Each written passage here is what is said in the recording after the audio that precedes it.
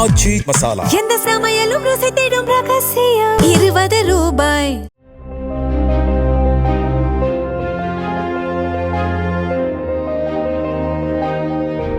Kovai கவுனப்பாளையம் cooperative பகுதியைச் சேர்ந்த பாலகிருஷ்ணன் என்பவர் சாலை விபத்தில் சிக்கி மூளைச்சாவு அடைந்தார். அவரது குடும்பத்தாரின் சம்மதத்தின் பேரில் அவரது சிறுநீரகம் மற்றும் 2 கருவிழிகள் கோவை அரசு மருத்துவமனைக்கு தானமாக வழங்கப்பட்டது. அவரது உடலுக்கு அரசு சார்பில் மருத்துவர்கள் மரியாதை செய்தனர்.